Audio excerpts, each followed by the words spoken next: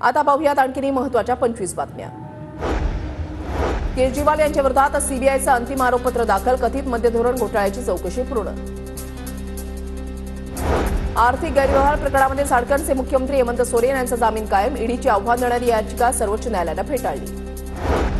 झारखंडच्या चक्रधरपूरमध्ये हावडा मिलचे 18 डबे रुळावरून घसरले, हावडा मिलची मालगाडीला धडक, 12 प्रवासी जखमी झाल्याची माहिती। शीना बोरा हत्याकांड प्रकरणामध्ये सध्या जामिनावर असलेल्या इंद्राणी मुखर्जीचा परदेश प्रवास लांबणीवर, विशेष कोर्टानं परदेश प्रवासाची दिलेली परवानगी हायकोर्टानं रद्द करून 2 आठवड्यांची मुदतवाढ।